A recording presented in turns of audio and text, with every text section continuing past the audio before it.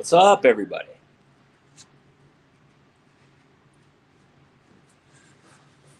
All right, we got a few people on. Hey guys, it's Coach Jerry here. Just want to share something with you that's come up recently as I've been talking to a lot of men out there, aging men. I say aging, they're over 25, but there's a common theme that's out there, and I see it a lot in the gym. And the common theme is that people over the age of 40, a lot of times you see them sticking to the machines in the gym. Now, I'm definitely not one of these people that think machines training is totally inherently evil or anything like that. But there are a lot of risks associated with too much machine training. In particular, you develop certain muscle groups, you overdevelop certain muscle groups, and you underdevelop other muscle groups. Really important muscle groups that keep joints stable, that keep the spine stable, keep you healthy and out of pain. And ironically, a lot of those guys end up on the machines because of pain. So they used to bench press, they used to squat, they used to deadlift, they used to do dumbbell benches, and the like, and they enjoyed training, but their body started getting beat down and they no longer could use free weights in their mind. So the flaw in this logic is that the reason why you generally beat yourself down, or you generally got to the point to where it was too painful to train with free weights, is because there were imbalances in your body. Okay, this is what we call kinetic chain in the body. It's how the muscle groups work together, how the fascia fires together, the neural patterning, and all that. And so really the solution to that isn't to stray away from those exercises that are going to keep you safe and keep you healthy and keep you mobile throughout your life and strong. It's to figure out what the hell the imbalance is and correct the imbalance so you can train however you want. So what I'm going to share with you today is I'm going to share you a push workout. So this is everything in today's video is going to be in the push pattern. And what we're going to do is we're just going to take 3 exercises. We're going to hit just about every single pattern of push that we can, every direction. So we've got a flat push, we've got a incline push, we've got an overhead push, and we've got a total chest push, and we've got some shoulder work in there as well. And so what we're going to do is first concept we're going to talk about is our grip.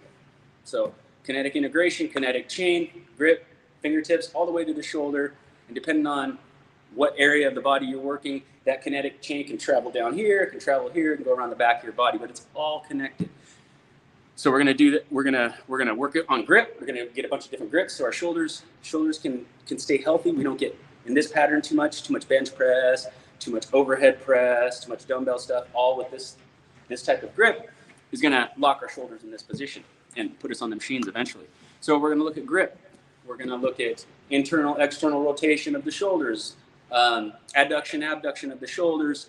We're going to do that, and then we're going to focus on turning on the kinetic chain. So, for instance, as we push with one side, if we're on a machine, for instance, let's say I'm going to do just a straight parallel push here, not parallel, perpendicular push here, right? There's no angle to it, it's just straight off the body.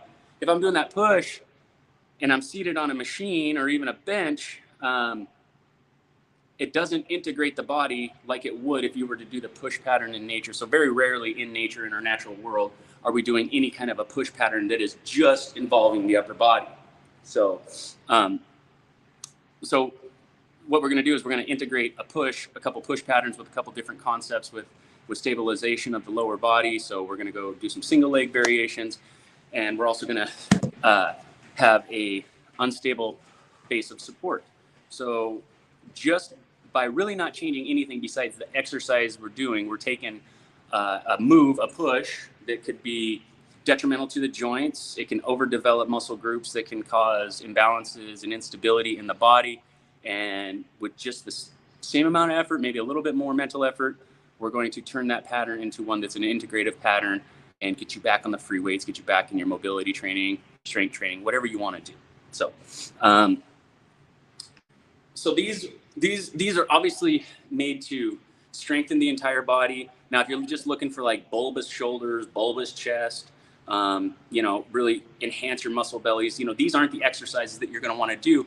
But doing these exercises, getting them incorporated and getting them to where you can do them in a balanced way so your body's working together in integrated fashion is going to make all those other exercises, your bodybuilding, your hypertrophy exercises, a lot more safe for you, and you're going to be able to really increase the volume and increase the intensity that you can utilize in those exercises. So we're just going to start here, guys. We're going to start with everybody's favorite, which is probably like the bench press, right? So we're gonna just do a variation of it. So what I got here is a ball. So this is what I was talking about. We're gonna utilize two different concepts here. So we're gonna utilize an unstable base of support, okay? So that's gonna force other parts of the body to turn on and help us with the push pattern.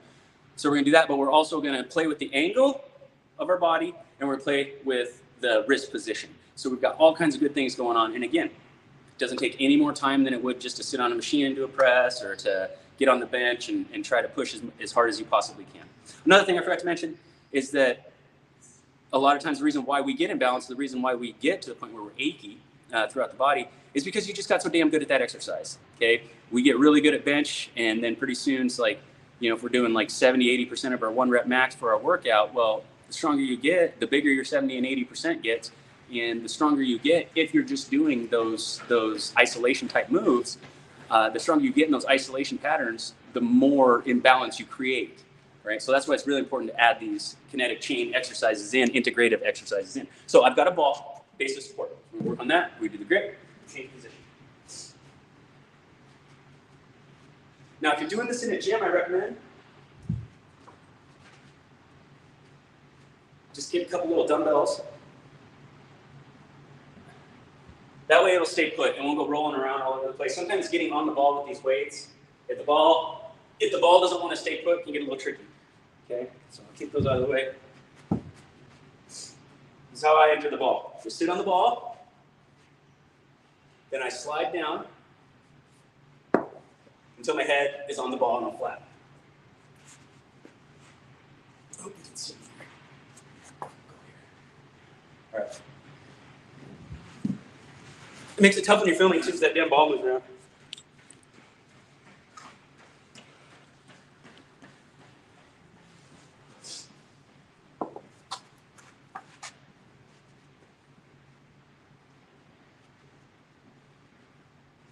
Again, just got the weights on my legs. For safety, sliding down the ball. It's important that I go all the way down to get my neck on the ball. We want to keep our neck on the ball. We don't want to have our head up right here like this. There's muscles in your jaw here. They're called hyoid muscles. And what you want to do is you want to have your jaw closed, tongue on the roof of your mouth. And what that does, that protects your neck. And it keeps you from overusing these neck muscles here.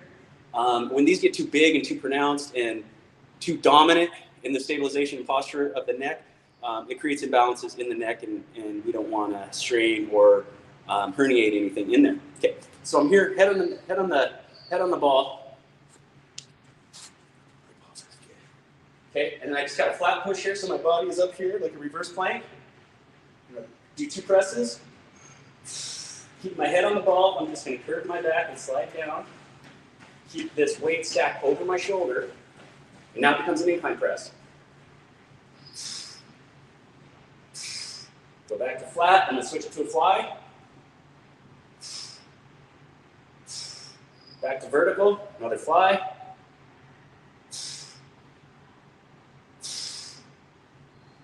Back to flat. I'm going to turn my wrist. This is what's called a supinated grip. Back to incline. It's very important. Keep that stacked over your shoulders.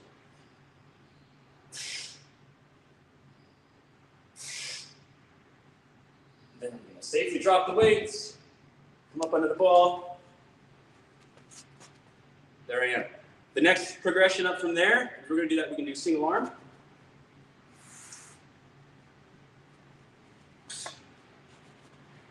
Go to flat.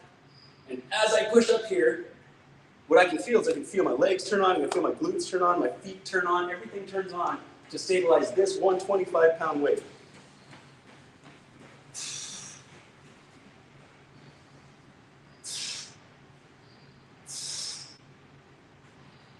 And then when you get really good at it, I don't know if I can do it with this weight here. Get really good at it, you can lift a foot up, maybe.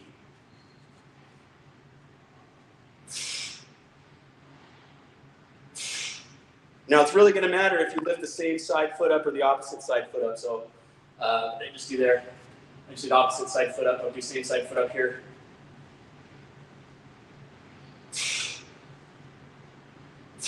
So for me, it's quite a bit easier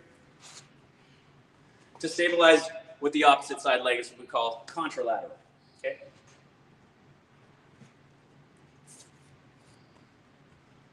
Next variation. So just with that, we got 3 different grip positions. We're able to hit all 3 areas of the chest. Now we're going to work on the shoulders, and we're going to get the shoulders into internal, external rotation, adduction, abduction.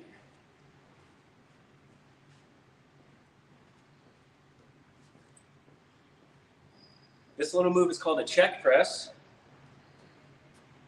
And basically, you guys might be familiar with an Arnold press.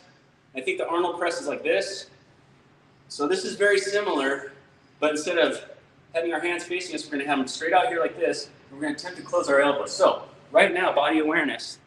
I can tell. Yesterday I trained back, traps, and posterior chain, buddy, the buddy system. So I'm feeling a lot of tightness in my rhomboids. I'm feeling tightness in my traps. So you can see how my elbows won't come together. Okay. Now, if I just would have jumped on some machines and just pumped out as many reps as I could, going for that big pump, with that state of, with my lats being that tight, my traps and my rhomboids being that tight, well, all I'm doing is strengthening in that range of motion. Okay. While those muscles are involved in the pull, not so much the push, they stabilize in the push pattern as well. So they're an antagonistic muscle. Okay. So what I'm gonna do is I'm just gonna do a quick stretch on my traps and rhomboids.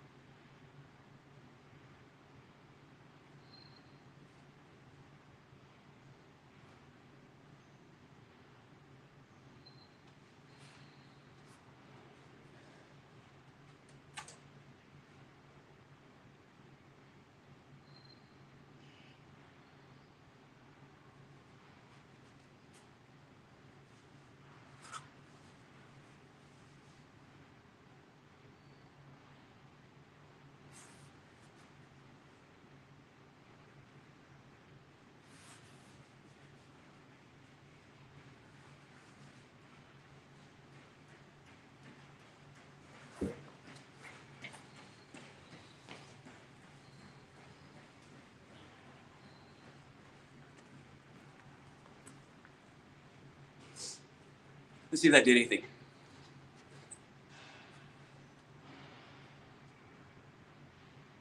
Look at that. All right, so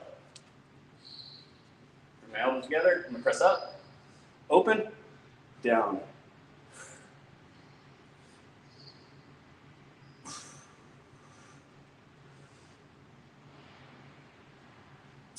And they're still pretty tight.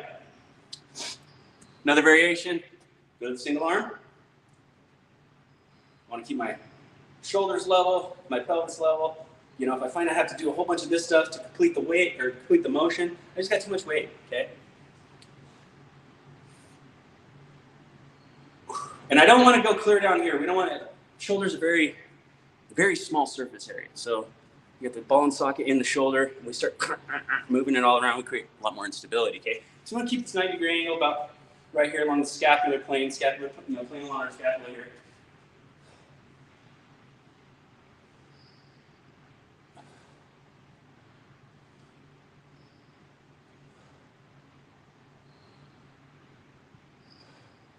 And then we can switch to single leg.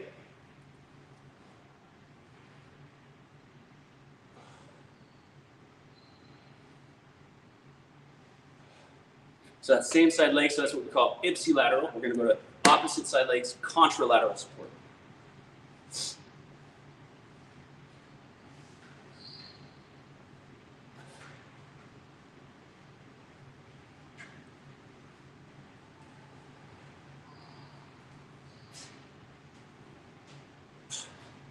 So when you do something like that, you're really turning on the kinetic chain from the ground all the way up. So everything is, I'm getting sweaty.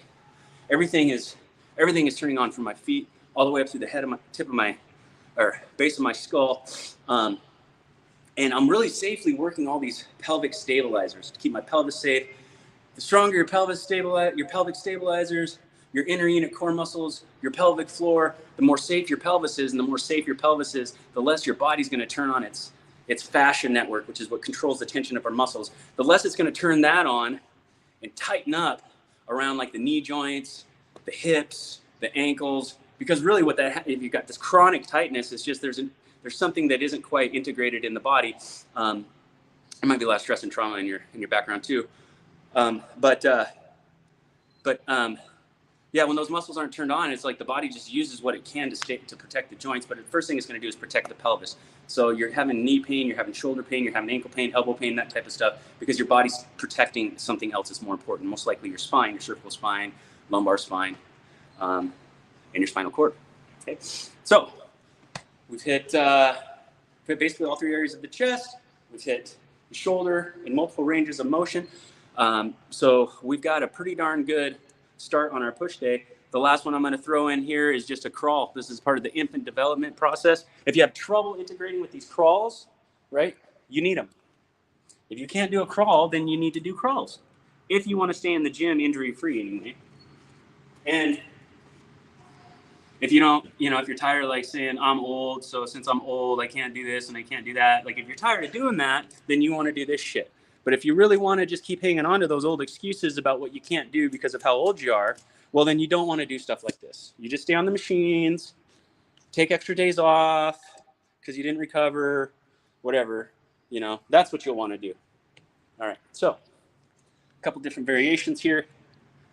Let's take this sandwich off.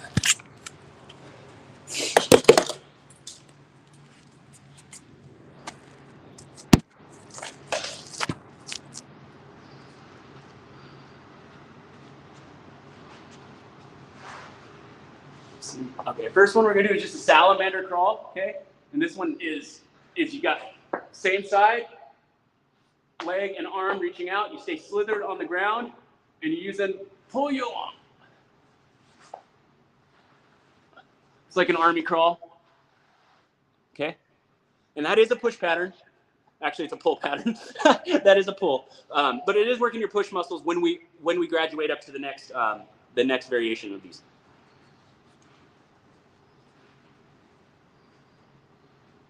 All right, so we'll go from the ground to standing here, or to 4-point. And this is just a mammal crawl.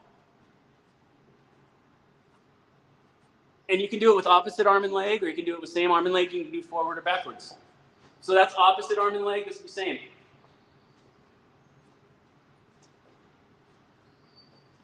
Okay? That gets a little too easy for you. Get closer to the ground.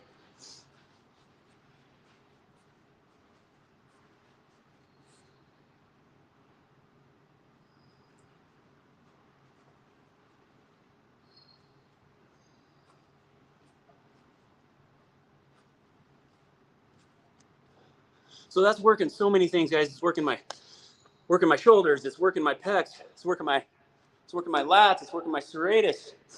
We got our ball and socket joints. Your hips and your shoulders are your ball and socket joints, and they're designed to work together. They share fascial networks. So it gets them working together, gets them integrated. What you're likely to experience if you've never done these before is a real choppy motion, a real choppy movement, hard to integrate the upper and lower limbs. Might look something like this.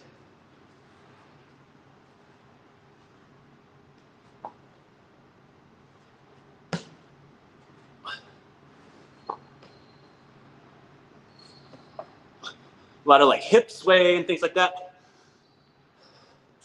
If that's what yours is looking like, start with getting comfortable, crawling just easily, more than mammalian style. But also go back to this slither here, the salamander, okay? And I forgot the other version, so we got the same side salamander. But go to this opposite salamander here.